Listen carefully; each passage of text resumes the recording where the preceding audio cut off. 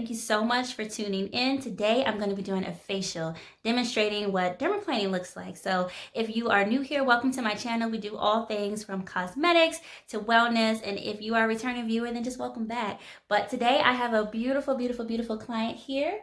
This is actually my cousin. Oh, do you want to say hi? Okay.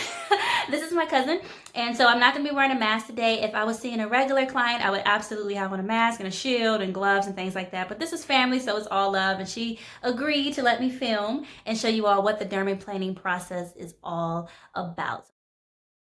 All right, so what is dermaplaning? I'm going to read the textbook definition to you. It is a controlled planing of the skin using a specialized blade held at a 45-degree angle for the removal of keratinized cells in the outer stratum corneum and fine vellus hair. So in layman's regular people term, I'm going to be taking a blade, using it, scraping off the dead skin cells and the peach fuzz. We call it vellus hair in our industry, but it's just peach fuzz.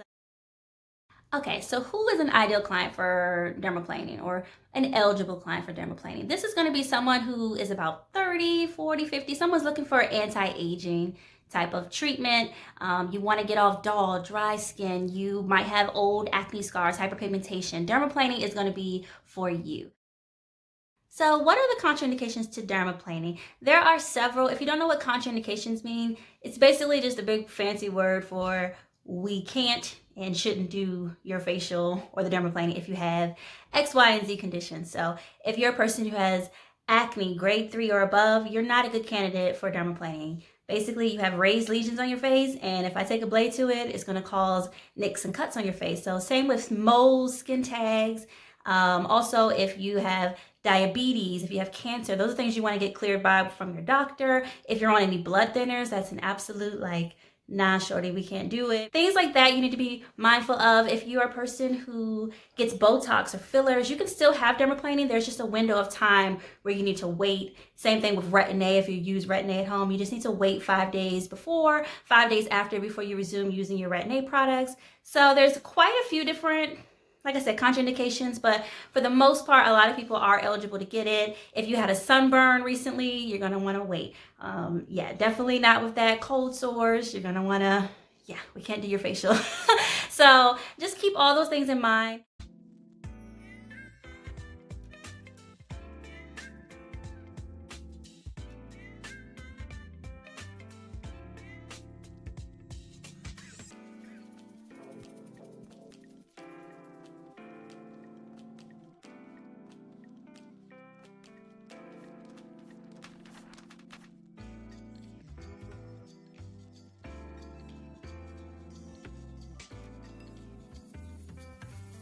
So quick note, I just wanted to come back and say that when you have darker complexion, like hand it on yourself, like my lovely, beautiful client here, if you're a darker skin tone, you need to make sure that your esthetician knows about post-inflammatory hyperpigmentation.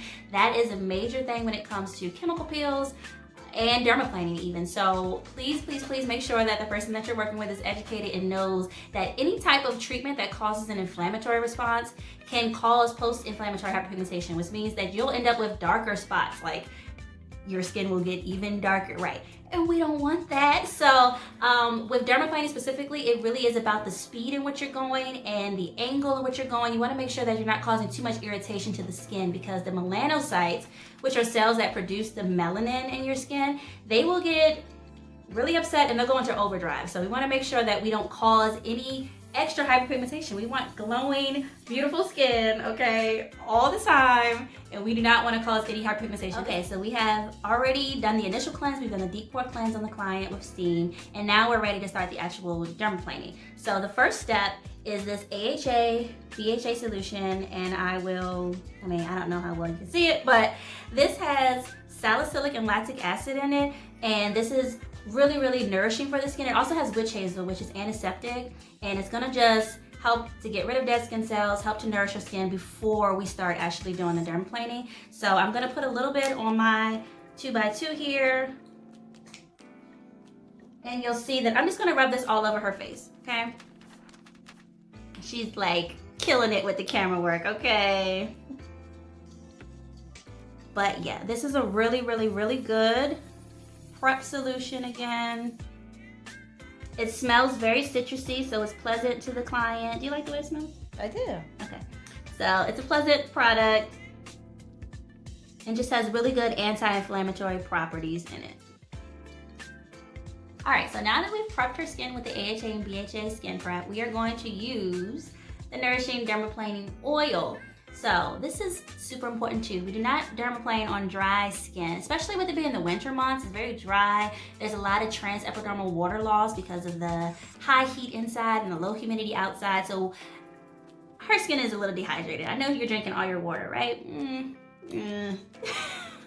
Maybe not as much water as we could, but regardless, you could have the best water intake ever and your skin could still be dehydrated because of the elements outside. So we're not gonna dermaplane her dry. We're gonna use this oil. This is gonna just coat her skin, make a light film on her skin, and allow me to be able to glide the blade very gently to get off all the vellus hair or the peach fuzz, and just make it so that her skin does not get irritated. All right, we're finally ready for the dermaplaning. Here is the blade and the handpiece that I'll be using. This is the 10R blade. There's a couple that came in the kit.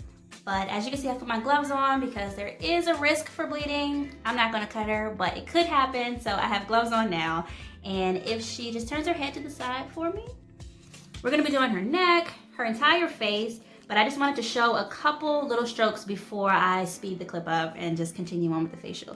So I'm gonna hold her skin pretty tight here. Always wanna come in. I always come in flat and then 45-degree angle.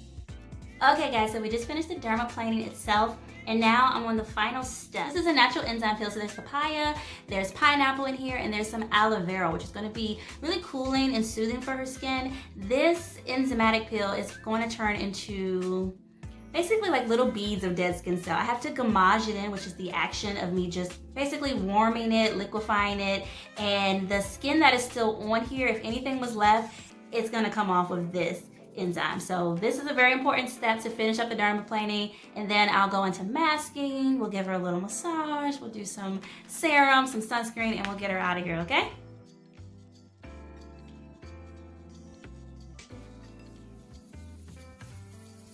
Can you guys see?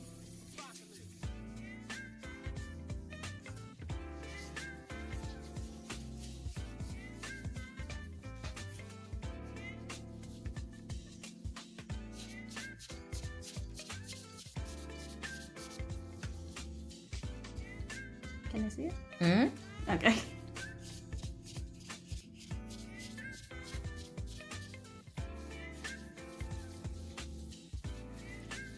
So the good news is this is all dead skin.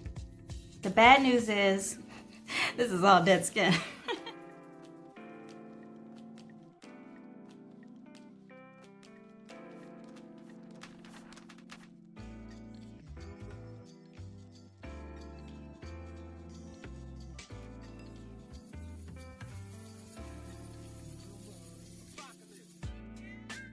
Alright guys, so the facial is complete and my cousin has left, but I just wanted to come back on camera and go over the post-treatment instructions. So I've already told her everything that she needs to do, but I figured why not come and let you guys know what you could expect to do if you had a dermaplaning session done. So for the next 24-48 hours, she's going to be extremely gentle with her face with cleansing. It's going to be a mild cleanser, nothing too abrasive, nothing exfoliating. Even the Clarisonic brush would be too much if you have one of those spin brushes. we're not doing that for the next 48 hours. So very mild cleanser. She's definitely going to be toning. She can use different serums, especially brightening serums, things that's going to help to prevent post-inflammatory hyperpigmentation. Like I said, she has a darker skin tone, so we're gonna give her definitely some brightening serums to just help elevate her skin and make sure that she doesn't have any hyperpigmentation that occurs. And then as far as moisturizer, she's moisturizing twice a day, and she's just gonna keep her skin really, really hydrated. Your skin can feel a little dry after, especially in these winter months, so she's definitely gonna be using moisturizer on her skin. And I also want her to use a 1% hydrocortisone cream. Basically, again, just to protect her skin because of her darker pigmentation. So I've told her all of these things. Other things, she wants to avoid direct heat, okay? Direct heat from exercising too strenuously, from really, really hot, steamy showers. We don't want to aggravate the skin anymore or cause any more irritation. So no direct heat, no direct sun exposure, which shouldn't be too hard right now because it's cold outside. And, you know, ain't nobody just out here walking about, but she's gonna avoid direct sun exposure. And she's even going to, you know, take it easy with the makeup. Just all these things can cause irritation. So just very simple skincare routine. So a frequently asked question is, who can perform dermaplaning? You're definitely going to want to see an esthetician, a cosmetologist, an RN, even a barber, someone who is trained to deal with skin outside of just dermaplaning. And in all those professions, you know, we deal with skin on a regular basis, so we deal with hair, and they kind of clump those things together. So any professional like that can be, you know, contracted or hired to do your dermaplaning. So just make sure you find someone who is licensed and trained, has taken a certification class to do this, and they can prove to you that they know what they're doing. You don't want to just trust anyone with a blade, okay? Another question we get: will the vellus hair grow back thicker? That is such a myth. I get asked that question all the time when it comes to waxing and when it comes to dermaplaning. So no, the hair is not gonna grow back thicker. It is physiologically impossible. Where your hair is, how your hair grows, is just how your hair grows. It does grow in 3 different stages, and you do have 2 different types of hair. You have vellus hair, the really fine, thin hair, the peach fuzz, and that pretty much grows all over your body. And then you have terminal hair, which is your coarse, pigmented hair, where you'll get, you know, your little mustache hair, your little beards, underarms, pubic hair. That's terminal hair. And so the vellus hair does not just turn into terminal hair. So it's not gonna grow back thicker or darker or anything like that. And it's just how you perceive the hair when it is waxed or when it is shaven, how it grows back. But it's not actually changing physiologically into a different strand of hair. So another question is, what areas can be dermaplaned? Dermaplaning is strictly for the face and the sides of the neck, okay? We're not doing the throat, we're not doing eyelids, obviously, and we're not dermaplaning the rest of your body either. So if you want hair removal on the rest of your body, you need to go look into waxing, electrolysis, even, you know, laser hair removal could get rid of that hair. But the dermaplaning with the blade is strictly for the face and the sides of the neck. We don't even do this part of the neck because this is an endangerment zone, and we don't want to put a blade right here where all your major arteries, your trachea, your esophagus, all that major stuff is there. So you will not get any dermaplaning there either. So another really popular question is, how often can dermaplaning be done? And the answer is every 3 to 4 weeks. We want to match with the process of desquamation. That is when your skin cells naturally slough off and they just fall off, the dead skin falls, and you're left with new, like, fresh baby skin underneath. And so that process happens every like 28 to 30 days. And so if you come every 3 to 4 weeks, we'll be kind of matching the desquamation process and helping to encourage the dead skin falling off. As you age though, that process does take more time. So it might not take 30 days for you if you have more mature skin, if you're older. So just keep that in mind. But dermaplaning is definitely gonna help give it that extra boost, get off the dead skin, and encourage new healthy skin cells to come from the deeper layers up to the surface of the skin. So that's pretty much it, guys, for this video. I really do hope that you enjoyed the content, that you learned something new today. If you've had dermaplaning, please let me know how your experience was. If you haven't had dermaplaning, let me know if you're interested in getting it done. Again, I'm located in the DMV, and I do this both in my home and at the medical spa that I work in. But it's just a really great service, and I hope that you guys got to see that, and that if you were skeptical or afraid, that you're not anymore. And yeah, so please just go attack your day with greatness, be your great self, and I'll see you guys in my next video.